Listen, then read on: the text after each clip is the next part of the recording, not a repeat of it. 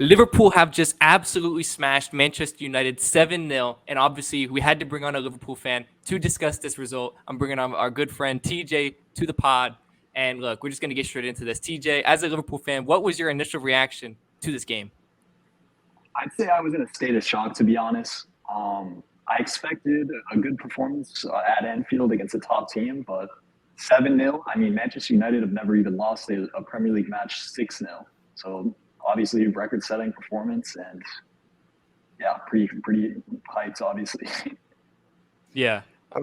I mean, I mean, who could have predicted? Who would have thought it? I mean, if you went going into that game, obviously Manchester United were on a very good win streak. I mean, they're arguably one of the best teams in football at the moment. Not a lot of people pick them to lose, but to lose by 7, a record-breaking margin, I mean, that's the most in the history. I mean, we saw history today. I mean, not a lot of people is going to predict for that to happen. Yeah, I mean, coming into the match, I definitely thought United were the better of the two teams. Being Liverpool have been pretty poor this season, all things considered. But I mean, they have been on a little bit of a resurgence recently. They've been picking up their form. I'm interested to know what do you think? Where do you think it's going to go from here for Liverpool? Can they make top four? I think we're the favorites for top four right now. I think the teams in the mix, I would say Newcastle, I would say Spurs, and I would say a team that not a lot of people are talking about right now, Brighton. Brighton are very much in the mix, I would say. Yeah.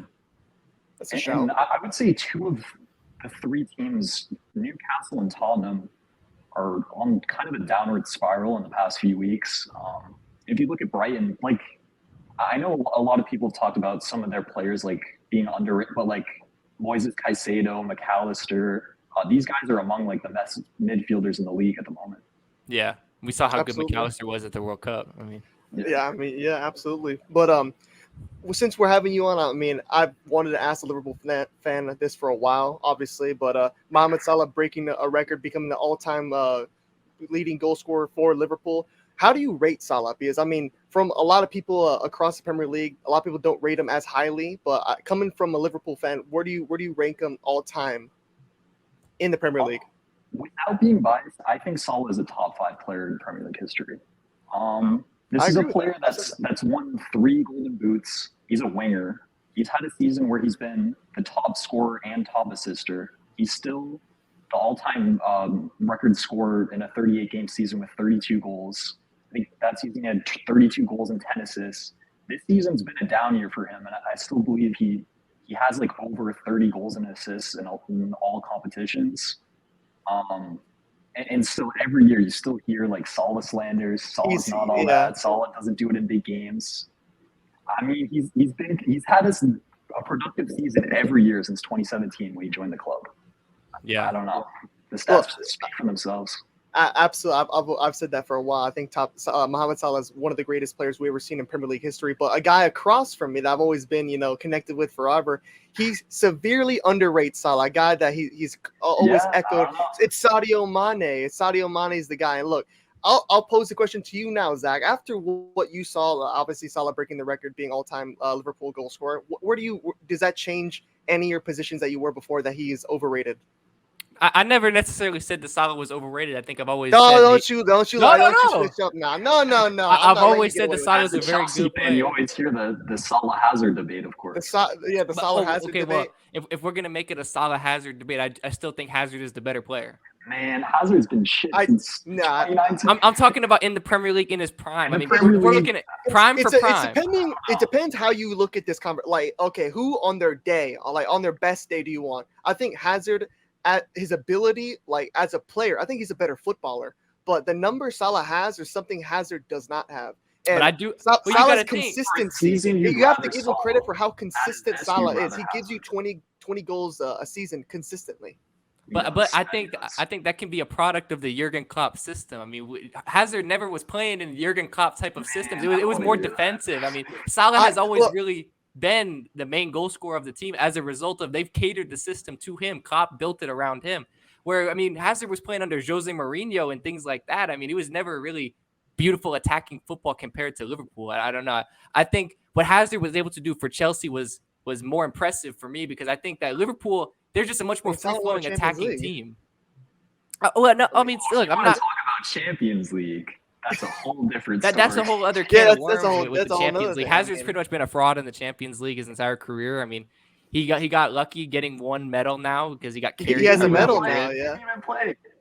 He Yeah, didn't even play. He He really didn't even play play. a dribble, but he won it. But obviously, that was always more the conversation that rolled around the Salah versus Hazard, who's better as a footballer. But I just think it's enough had to be said. I mean, I've seen enough. Salah's one of the greatest players to ever play in the Premier League. I mean, I don't think that's a hot take. I mean, It's not. I don't think it's a hot take, but I do People say think it's a hot take, but it's not. there's people that don't rate Salah at all. I don't understand. It's crazy. It's I think crazy. it's because he hasn't been in the league as long as other people. Like, because when we get like in the nit and gritty, people are like trying to compare, okay, Henry or Mohamed Salah. Now that's really difficult. I mean, For sure. And I'm not gonna say who I would pick either or, but that's a conversation. I mean, that's a feasible thing you could talk about. Like, who's better? It's not a full out like shut case, But I do think with Liverpool, and we saw it early on in the season when Darwin Núñez and even Gakpo after January weren't firing. I mean, obviously now it looks like they are starting to fire on all cylinders, but we saw the importance of Sadio Mane to this team as Liverpool were pretty much a mid-table side for most of this season, and they were trying to adjust with life without Sadio Mane. And now, obviously, if Gakpo is going to keep playing like he did today and Darwin Núñez is going to actually finish his chances like he's been doing the last couple of games, obviously Liverpool will get back into the team that they've been. But people kind of underrate how good Mane was, and obviously you're a Liverpool fan as well, so Agreed. I think you could speak to how For good sure. Mane was in his prime. I mean, for Liverpool, sure. I mean he's still. I mean, if He's Bayern still Munich have somewhat is, yeah. if Bayern Munich have Mane, I still consider them favorites to win the Champions League. I think Bayern for sure could easily win the Champions League. Yeah. Because I mean, right now they're firing on all cylinders with Choupo-Moting, and obviously he's nowhere Choupo-Moting. near Sadio Mane. But I do think we might have gotten a little bit off topic getting into Yeah, a Salah little and bit all off of topic, that. yeah. But so back to Manchester United and Liverpool. Were you surprised at all about Manchester United today? I mean, obviously, I don't think anyone expected them to lose 7-0, but Yeah. I mean, I don't think anyone would have expected Liverpool to even, put up any numbers like this. And Manchester United is pretty much looking fraudulent out there. I don't know. We'll be interested to see what you think about Manchester United at the moment. Look, I'll give United for how credit for how they've done to this point. I think they finally have their manager. Like, Ollie wasn't their guy. Van Gaal wasn't their guy. Obviously, Rangnick was not their guy. Oh God, no. But let's face it, like United fans, I think some of the shit they're going to get over the next couple weeks, they brought on themselves. When you say stuff like you're in the title race, when you say stuff like Lisandro Martinez is a generational center back, when you say stuff I like remember Rashford's the seeing best those. player in the world. That's United not fans a bad talk one. crazy. No, look, Marcus Rashford as of right now, I mean, he's arguably up there, but Rashford has been very good over the past few months. he's been but, very good. Like when you say stuff like he's the best player in the world, like at no point in his career has Rashford been better than someone like a Kylian Mbappe. Like it just doesn't make sense. Like in small like gaps, I mean, it depends how you want to look at it. But Yeah, I but can agree that like he's never been consistent. He enough never to been really be in it. consistently, Yeah. man. He's been the best player for like 2 weeks, and that was about it. You have to do for a long totality of the season. But the Martinez one was, bro. I've seen people on Twitter say he's better than he's going to be better than Rio Ferdinand. That he's going to be better than John Terry and Vincent Company. It's hilarious. I mean, For he the got absolutely third goal cooked. today. Like what was he? It was like the Salah skinned him. That Give was that guy a disgusting. That was map. vile. Yeah. That was like it was vile. crazy, bro. I don't know. Yeah, I mean, look, I agree. I do think that Erik ten Hag is the guy for United. I've said it since the very beginning. I wanted him. Once I saw what he did with Ajax, what was it, a few years back, I said I want him to be a Chelsea manager at some point. Obviously, United ended up getting him, and now here we are. And I still think people might overreact to this performance. I think that this performance for me, I learned more about Liverpool than I do United. United have played a lot of games recently. Obviously, it wasn't their best performance today, but I still think United in general, overall, are back for the most part. But I also would say this tells me a lot about Liverpool today, because I also think what we saw from the first half of the season with Liverpool and them pretty much being in 10th place competing with Chelsea for being a mid-table club, that's not going to happen from here on in. I think Liverpool are in general, for what I'm seeing, I think they are back. I think if Gakpo keeps playing like he did, Darwin Núñez keeps playing like he is doing right now, there's no reason why they can't compete for top 4 this season, make the top 4, and then even be able to sign a Jude Bellingham in the summer with Champions League football. Then we're talking. That was the only thing. Yeah, that was the only thing that was a big talking Liverpool's point. I mean, midfield is still like the area of weakness. Yeah. absolutely. And Like, but for do you consider yourself, and I know he has his opinion on this, but where do you consider yourself with the whole Jude Bellingham conversation right now? Do you think that y'all have a real chance to get him? Based on what I've seen in reports, that I think Liverpool will end up signing Jude Bellingham this summer. And that's not because like we're playing amazing or anything. It seems like Liverpool have basically foregone multiple transfer windows and not signed players just for the possibility that they would sign Jude Bellingham this summer. And I don't think that was a good plan, because we've kind of technically like made multiple season, like if Liverpool signed a midfielder for this season, we would be like probably third place maybe. Like, and by not signing a player, just for the hopes that we might sign Jude Bellingham, we've made ourselves worse this season. Mm-hmm. But in doing so, I think we have a chance at Jude. Like, Liverpool have been working on this deal for about like 2 years Forever. Yeah. So if we don't get Jude, we're going to end up looking very, very stupid. Yeah, well, I'm seeing reports before G. Obviously, I know what you're going to say, of course, but I've seen reports that it looks like the Premier League clubs are the only ones that are really trying to pay that 150 million price tag. Part of that comes from like the homegrown, like having homegrown status for English clubs. Yeah, and Real Madrid aren't willing to pay over 130 million, and I don't see Dortmund. To be honest, I wouldn't pay 130 million for Jude, but I mean, it is what it is. I mean, it looks like Liverpool are going to pay 150. It's crazy. It's crazy. I'd be excited, but I do think the fee is a bit ridiculous, to be honest. Who do you think is the better player between him and Enzo Fernandez? I would take Jude over Enzo. What are you talking about? I just wanted to know. Why would you even pose that question? question? Is getting too much criticism right now. I think he's been overall decent for Chelsea. Enzo Fernandez is overrated, but obviously. Okay, that's so obviously Jude is better than Enzo. Jude's way better. Jude's miles better. I don't know. One's a World Cup champion. You know. Well, one was playing on a team with Lionel Messi. I mean, one had Harry Kane. Okay. But, G, what do you think about the Jude Bellingham? The Jude Bellingham thing, it's difficult because obviously Madrid are a bit in a tough spot. They're in a tough spot. I mean, they're kind of only in there just because they're Madrid. I mean, realistically, that's kind of how it is. Madrid's connected with every really good young player. But it's going to be really hard to sway Jude Bellingham away from England because he's English. I mean, that's just how it always is. Not a lot of English players like going abroad to Spain. I mean, we haven't seen a lot of players really succeed. I mean, we've seen Owen, he didn't really do very well. I mean, like Beckham, he wasn't horrible, but it's like it wasn't his prime or nothing like that. It's like these players don't really succeed, and obviously Madrid is the make it or break team. It's like we've seen great players go to Madrid and absolutely wash their careers because they just can't knock it. They can't survive at that level. So I think it would be a safer play if Jude goes to Liverpool. I mean, he knows he's already. I mean, not Jorginho. What's his Jordan Henderson. Jordan Henderson. Jordan Henderson's basically been the man behind the scenes trying to work that deal for like the past 2 years. Jude grew up like a huge Steven Gerrard fan, and like Liverpool are having Gerrard talk to Jude about joining the club. Like they're going all out. They're pulling all the stops out. Yeah. So I mean, it'd be difficult because obviously Madrid are probably not going to want to spend 150 odd million on one guy. There's a lot of holes and problems with our team as it is. I don't think it would be smart to spend that much on just one player. But I mean, obviously he's a can't miss guy. Like there is whatever you sign him for, you're not gonna be disappointed with signing Jude Bellingham for whatever. I mean, even if you pay like something great 200 million. I mean, this is how good this guy is. He's 18 years old. What is he? 19? 19, I think. Yeah. 19, it's the most for sure thing we are going to see in football for a long time. There's not a lot of like can't miss. Mm-hmm. Now, obviously, now that I have the opportunity to have both sides of it here, obviously we all know what happened in the Champions League first leg between Real Madrid and Liverpool. So, whoever wants to answer first, what do you think happens in the second leg? Do you give Liverpool any chance of moving forward? I'll pass it to TJ as a gentleman. All right. So let's face it, we're down 5-2, and the second leg's away from home.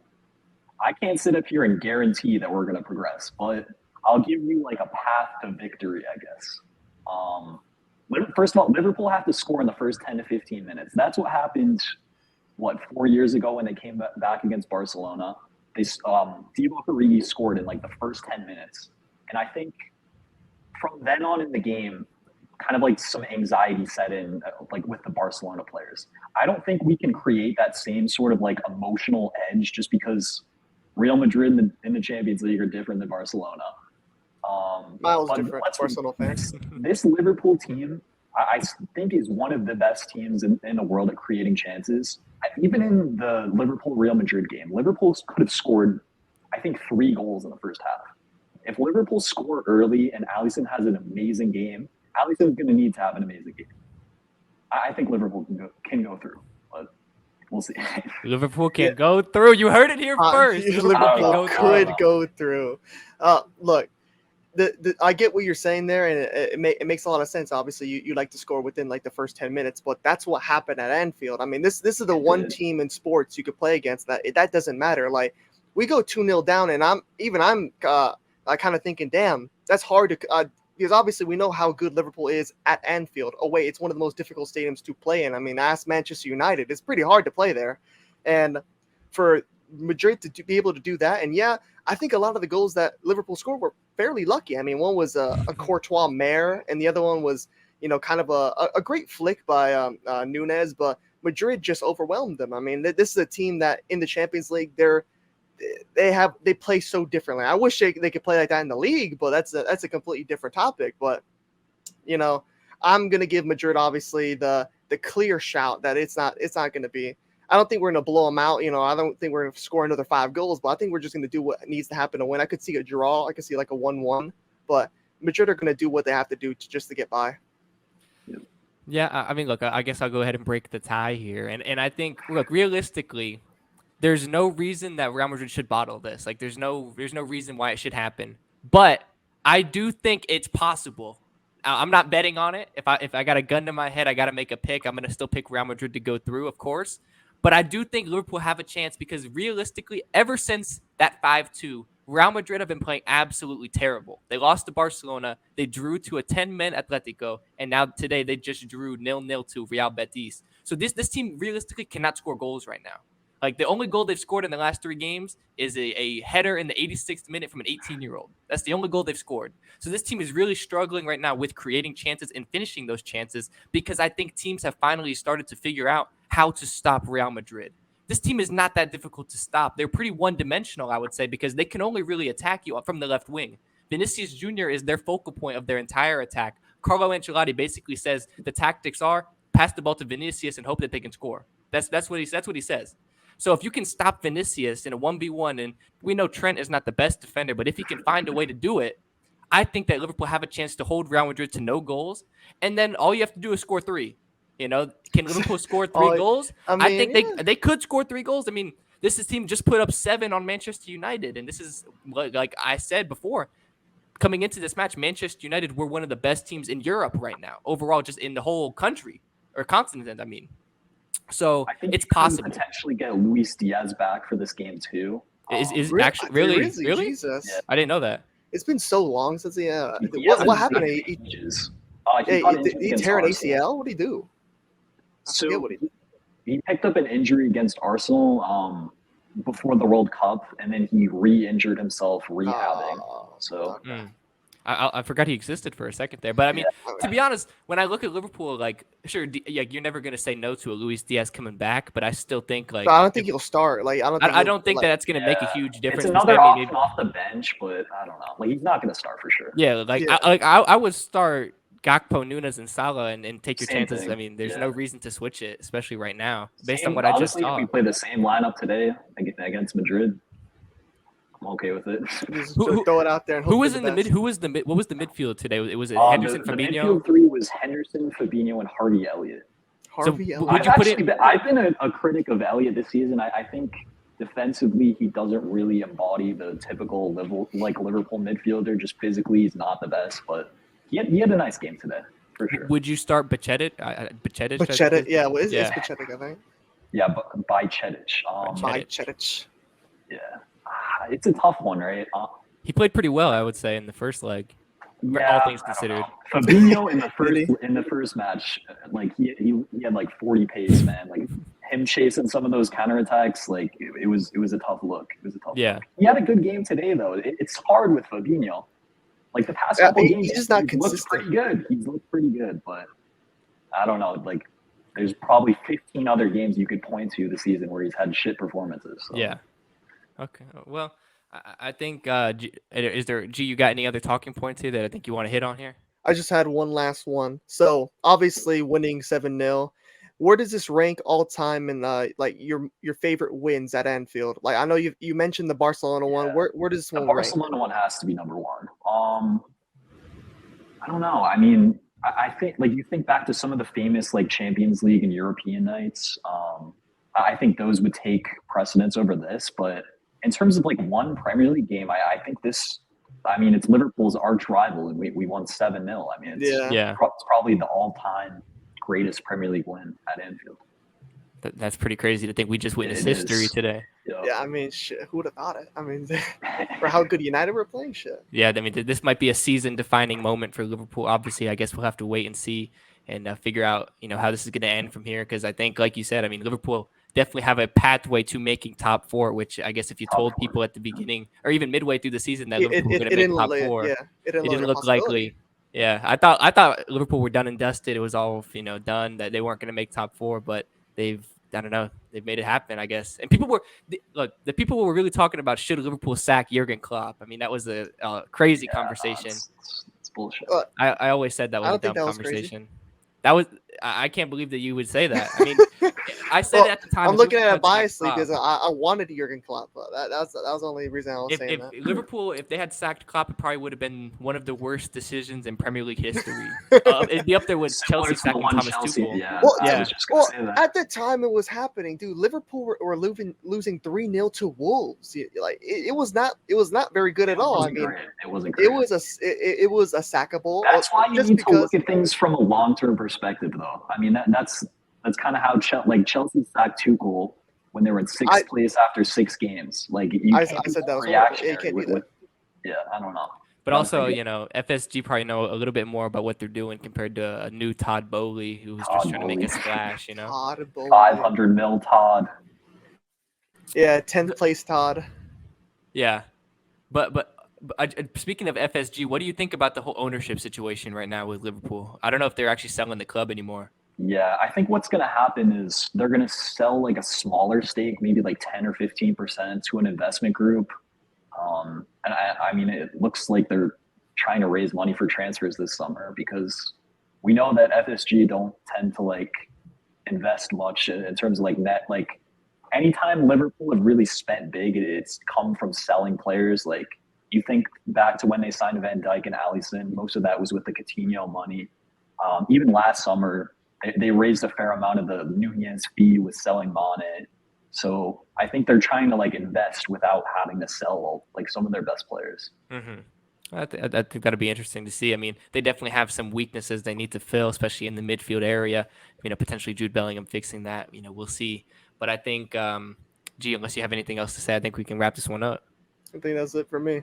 So obviously wanted to thank TJ for coming on for this Shoot It Straight debut. Hopefully it probably won't be the last time because, unless Liverpool fall off the face of the earth, he probably will be back at some point to discuss Liverpool again at some point. So we wanted to thank y'all for coming on, of course. But obviously subscribe to the channel. We're like literally, I think right now we're 19 subscribers away from 1,000, which obviously is pretty much the big milestone. It's the goal. So hit the subscribe button. Let us know in the comments down below what y'all thought of this legendary match between Liverpool and Manchester United. But I think, unless you got some final words, we can wrap this one up. That's it for me. Okay. Well, I'm Zach. I'm G. And we'll see y'all next time for another video. Peace.